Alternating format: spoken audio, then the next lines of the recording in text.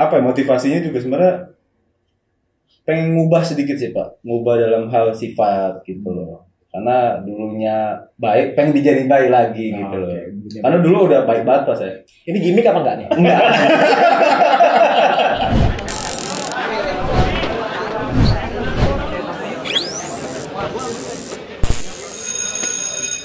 Assalamualaikum warahmatullahi wabarakatuh. Alhamdulillah pada kesempatan hari ini kita tayang kembali FG Talk.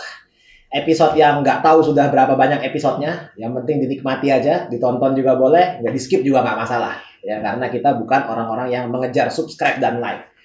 Nah di episode FG Talk kali ini seperti biasa kita menghadirkan orang-orang yang bisa jadi berasal dari internal FG dan orang-orang yang dekat dengan para siswa, atau bisa jadi juga adalah para alumni yang kita undang secara sengaja untuk berbicara tentang banyak hal setelah mereka lulus dari SMA FutureGate. Karena memang ini adalah channel SMA FutureGate, jadi nggak mungkin kita bicarain orang-orang dari sekolah lain ya, jadi kita hanya bicara tentang orang-orang yang dari SMA FutureGate saja. Pada kesempatan hari ini kita akan berbincang-bincang dengan salah seorang alumni ya, Sadam Omar Yahya. Silahkan dibuka Sadam. Assalamualaikum warahmatullahi wabarakatuh. Waalaikumsalam. Masya Allah, masih bisa jawab salam. Alhamdulillah. Salam Pak. Kayak tadi masih mantap. Kelihatan ya Pak gimmick ya? Enggak sih, udah oke banget lah. Sadam Omar Yahya ini udah salam belum tadi? Udah ya. Alhamdulillah. Takutnya salam belum salam saya. Nah, Sadam Omar Yahya ini dari angkatan ketiga ya. Angkatan yang jumlahnya paling sedikit di SMA FutureGate ketika itu. Ada 23 orang. Setara dengan 2 tim sepak bola. Ya, jadi ada 23 orang ketika itu, dan Sadam Omar Yahya salah satunya adalah siswa yang alhamdulillah lulus ya dari SMA FutureGate ketika itu. Coba sekarang kita mau ngobrol-ngobrol tentang Sadam Omar Yahya dan aktivitas-aktivitasnya. Ya. Tapi sebelum kita ngobrol-ngobrol, mungkin bisa perkenalan dulu ke teman-teman. Oke. Kenalin. Ini kita santai aja Pak ya? Santai aja. Duduk di bawah juga boleh gitu. Terus terpesona gitu boleh juga. Ya mungkin lihat kamera. Kenalin, nama gue Sadam. Panggil aja Dadam. Gue dari angkatan ketiga dari SMA FutureGate. Anak IPS, alhamdulillahnya. Ya nggak apa-apa. Saya juga anak IPS kok dulu. Oh iya. Kan Bapak yang ngajarin saya. Iya. Aduh, saya merasa beban. Ya betul lah. Iya. Ini hasil didikannya. Beginilah. Iya. Sekarang kuliah di mana kuliah? Kuliah di Universitas Trilogi di Kalibata. Universitas Trilogi. Ambil DKV, desain komunikasi visual. Semester akhir. Semester akhir. Nah, jadi kalau semester akhir itu sudah pasti tidak ada nomornya. Ya, mau 8, 10, 12, 14 ya. Yang penting itu adalah semester akhir. Ya. Kalau dengan bangga disebut semester berapa? Semester 4 Mas baru. Tapi kalau disebut semester akhir itu tidak ada nomornya. Ya. Jadi anggap aja semester akhir. Akhiran. Ya. Sudah dekat dengan dosen ya, karena saking akhirnya. Nah, Sadam ini kan alumni FG termasuk awal-awal ya, angkatan awal-awal di SMA FutureGate ya.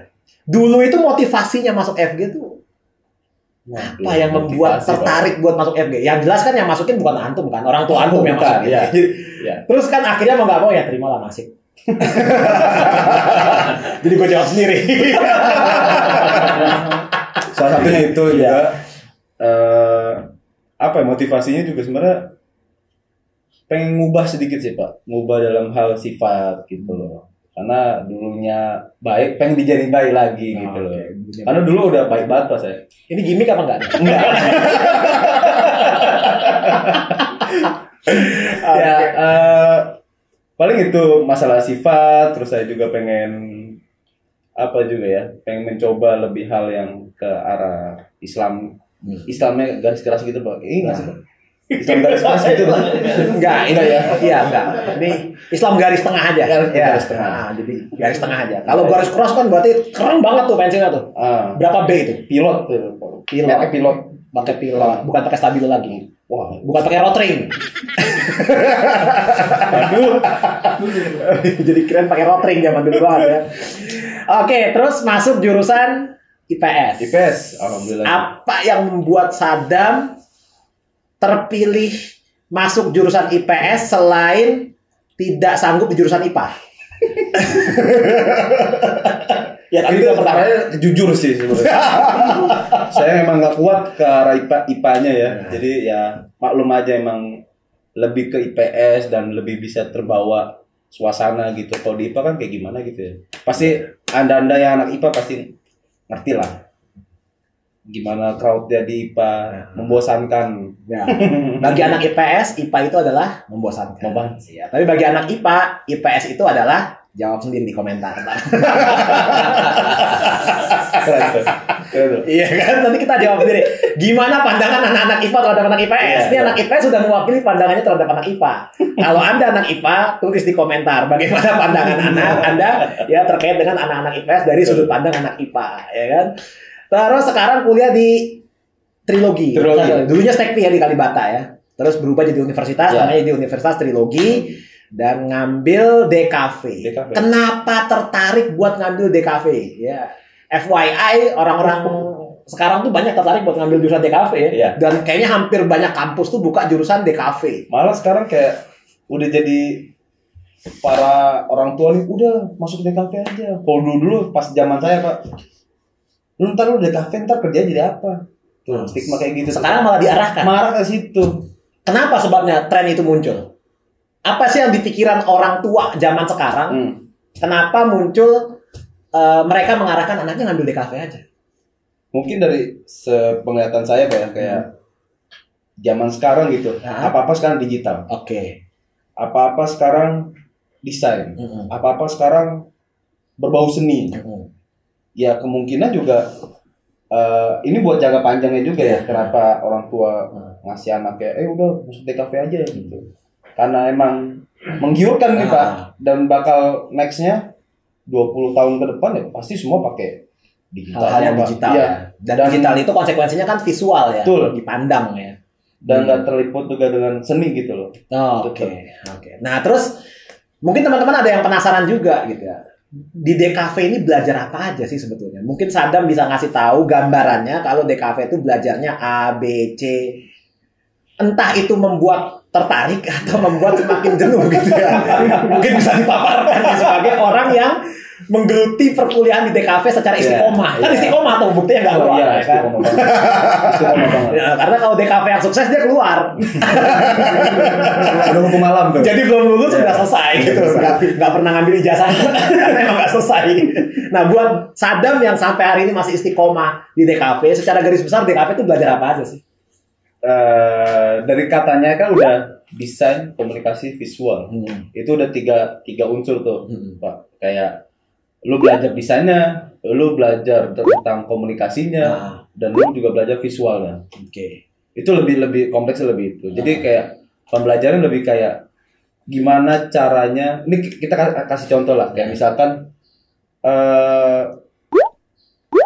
punya gambaran poster yang nggak punya kata-kata tapi punya gambarannya doang gitu loh. Nah itu bisa menceritakan sendiri ntar.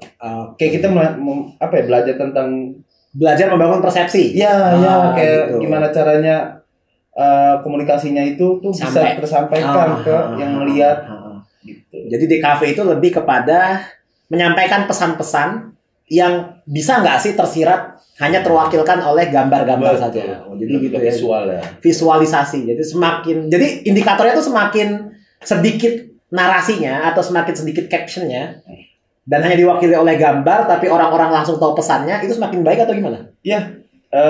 Malah lebih simple, lebih bagus. Lebih simple, lebih bagus ya. Jadi kalau misalkan kayak gambar garis doang, kalau orang udah tahu tuh maknanya apa. Kayak misalkan kayak logo Nike itu kan cuma checklist doang. Oh iya. Tapi itu dilihat pada banyak keadaan kan. Oh iya. Nah, kan Nike. Jadi seakan-akan tuh orang persepsinya Nike itu bagus. Karena anak-anak SD ngelihatnya gurunya ngasih tanda contreng buat setiap jawaban yang benar. Itu kan persepsi kan. Gara-gara Nike gitu ya. Mungkin untuk anak SD itu ya. Iya, tapi kan ke bawah. Mindset seperti itu ya kan. Jadi kalau orang lihat logo Nike, dia ingat dengan contrengan gurunya ketika masih sekolah dulunya. Oke. Terus selain kuliah di DKV, aktivitas sekarang apa? Aktivitas paling ya ada selingan proyekan ya. Ada ya lebih seringnya gambar sih. Gambar ya. Gambar. Udah ada yang menghasilkan? Alhamdulillah. Selain gambarnya yang tadi dihasilkan ya tentunya menghasilkan uang gitu. Kalau menghasilkan gambar mah sering, itu nggak usah diurusin gitu ya. Tapi kalau menghasilkan uang atau tidak, nah itu yang harus kita pertanyakan. Udah ya menghasilkan. Alhamdulillah. Ada project-project yang udah tembus. Udah. Oke, terus mural juga mural. Mural ya. Mural juga ya. Semua apa ya? Kayak bidang-bidang atau segala macam sih udah alhamdulillah. Mural. Pernah dikontrak untuk ngerjain project mural di suatu tempat gitu? Kontrak sih enggak, kayak lebih kayak independen aja. Ya, maksudnya kayak klien minta ini segini. Tapi ada sih yang kontrak sih. Ada sih, ada beberapa. Ada kontrak. Jadi keren, udah punya kontrak. Dan kayaknya belakangan ini sama teman-teman dari angkatan ketiga. Jadi angkatan ketiga ini walaupun 23 orang solid. Oh ya, iya. Ada 4 orang atau ada 5 orang yang katanya lagi bikin production house. Insya Allah ya. Jadi ada beberapa teman-temannya beliau nih kayak Muaz, Fauzan, ada Fauzan, ada Fatur Ramadan, Sadam juga, dan ada Indrajit juga. Ini 5 orang nih ya yang punya proyek kecil-kecilan membangun sebuah production house. Ya mudah-mudahan jadi gede lah ya. Amin, lebih kreatif, lebih produktif, dan juga punya prospek yang bagus di masa yang akan datang. Pengen goyangin dunia juga, Pak. Pengen goyangin dunia. Ya, pokoknya lebih. Nanti orang bingung kalau goyangin dunia. Karena perdebatannya dunia itu datar apa bulat. Jangan dipikirin. Jadi susah yang digoyangin yang mananya gitu ya. Skip. Nah, buat kita anak-anak remaja, gimana sih caranya menumbuhkan rasa kreativitas itu? Dari apa yang ente ketahui? Untuk menumbuhkan, untuk saya sendiri ya. Iya. Untuk kalau saya sendiri sih banyak-banyakin ngayal. Banyak-banyakin ngayal, banyak-banyakin referensi apa ya, kayak ya lu pasti punya HP, ya lu pasti lihat kayak di Google, di YouTube, di Pinterest, atau enggak di Telegram, di Twitter, banyak lah pasti referensi. Kayak misalkan ada isu apa gitu, atau enggak ntar ada gambar apa, nah itu sebenarnya bisa dikembangin lagi di kreatif lo gitu loh. Kalau buat Sadam sendiri, akun apa yang men-trigger Sadam untuk memacu kreativitas? Entah itu Instagram, entah itu YouTube gitu ya. 1 atau 2 lah. Yang positif aja. Kalau yang negatif nanti bisa DM. Yang positif aja. Kalau saya lagi kesini lagi dengerin podcast kayak podcast tentang kreatif gitu. Ada artisan luar namanya Muklai. Itu lagi saya pantau terus, pengen tahu caranya dia sebagai artisan yang komit gitu loh. Komit dengan karyanya dia, konsistensinya segala macem gitu. Ya oke. Jadi memang ada artis-artis khusus yang jadi inspirasi. Iya betul. Lebih ke situ. Lebih kepada itu ya. Nah silakan teman-teman kalau punya artis yang bisa menginspirasi bisa dilihat bagaimana proses kerja kreatif yang dia lakukan. Terakhir sebelum kita tutup nih acara di session FG Talk hari ini, bagaimana pandangan Sadam sebagai orang yang berkecimpung dalam dunia kreatif, tren industri kreatif di masa yang akan datang tuh arahnya kemana dan prospeknya bakal seperti apa sih? Oke. Bunuh diri gak sih kalau orang ngambil jurusan-jurusan yang tidak mainstream? Kan mainstream itu dokter, pengacara, itu termasuk hal yang bunuh diri gak sih kalau misalkan dia ngambil sesuatu yang mungkin orang tuanya memikirkan itu, lu mau jadi apa besok? Mungkin itu juga termasuk orang yang termasuk kayak gitu juga. Gimana prospek industri di masa yang akan datang dalam dunia kreatif? Kita ambil contoh aja ya, kayak misalkan usaha dalam F&B misalkan kayak makanan, minuman, atau segala macam. Semua usaha tuh pasti ada berbau dengan desain, ada berbau dengan seninya, ada dengan banyak sih Pak, kayak ya mungkin di situ bakal terbentuk kayak misalkan kayak lapangan kerja buat agensi misalkan gitu. Dia ngebuat suatu wadah untuk para usaha yang pengen cepet gitu, pengen ada logo, pengen visinya apa, tapi buatin dari agensi itu pasti kayak gitu. Ada aja pasti kayak gitu. Jadi saya kepikiran dengan hal-hal yang seperti itu ya. Gimana terkait dengan aplikasi-aplikasi yang bikin sesuatu secara instan? Pandangannya sebagai orang DKP itu gimana? Ada, sorry to say, misalkan kita sebut ada PixArt, ada Pixel Lab, ada Canva. Gimana ngelihat dengan adanya fenomena orang-orang yang menggunakan aplikasi seperti itu dalam perspektifnya di teman-teman dunia desain? Sebenarnya sih sah-sah aja Pak ya. Sah-sah aja. Itu udah bagian dari lu lah ya, mau ambil logo dari Canva segala macam. Tapi kayak ya saya sebagai desainer sebenarnya juga merasa kesal sih enggak Pak? Merasa kesal sih enggak. Tapi harus lebih kayak inovasi kalau saya lebih kayak mementingkan Canva bisa misalkan sorry nih Ya. maksudnya Canva bisa Gak apa-apa. buat logo kayak gini segala macam. Oke, mungkin gua bakal buat aplikasi yang lebih dari Canva misalkan gitu. Sebenarnya sah-sah aja gitu.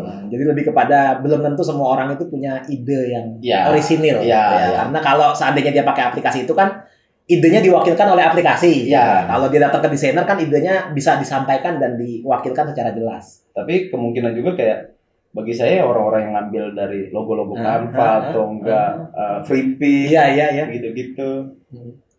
Ya dia mau buka usaha ya paling cepet gitu aja. Standarnya aja. Standarnya ya dia punya visinya dari orang tinggal jadi gitu loh Pak. Tapi kan ada kemungkinan logonya akan sama dengan orang-orang yang lain. Sifatnya generik. Nah terakhir karena kita berada pada nuansa Lebaran ya atau Idul Fitri. Dan biasanya kalau Idul Fitri atau Lebaran itu kan kita dihadapkan pada orang menggunakan style berbusana. Ini ngomongin industri kreatif juga, ngomongin style juga, ngomongin art juga kan mau nggak mau. Itu orang akan berlomba-lomba. Mudah-mudahan sih pandeminya udah selesai, jadi silaturahmi akan kembali berjalan lagi dan udah bukan lomba gaya-gayaan bagus-bagusan masker lagi ya, yang kemarin-kemarin sempat muncul ya. Nah, pesan-pesan buat teman-teman ya selain menggunakan pakaian yang syar'i ketika suasana silaturahmi atau suasana Idul Fitri. Dari sisi anak artsy sendiri, ya, yang artsy nih, ya, Sadam ini yang cukup artsy dan edgy. Ya. Edgy banget kan penampilannya keren banget. Gimana pandangan Sadam style berbusana yang enak lah atau yang enak ya, Pak, buat anak-anak remaja ya. Dalam menyambut bulan Syawal atau di bulan di waktu Lebaran ini.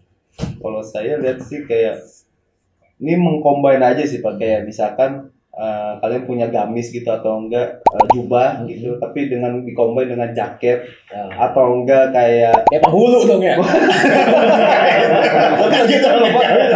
Tapi lagi tren itu. Oh gitu. Kayak jubah-jubah gitu ke mall-mall. Oh gitu. Nongkrong pakai jubah. Serius Pak?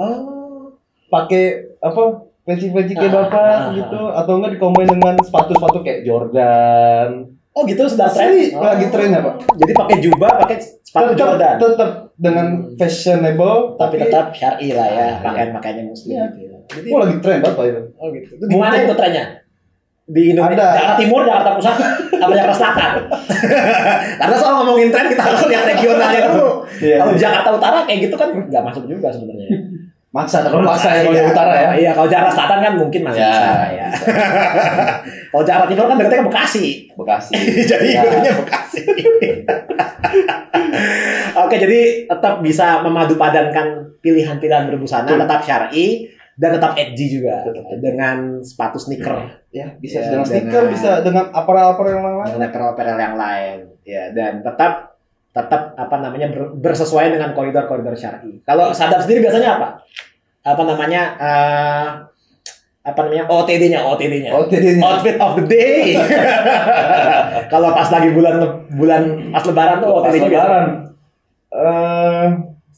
Saya sih orangnya nggak terlalu neko-neko sih Pak ya. Nggak terlalu neko, paling ya beli di sana, Senen, Poncol. Thrifting.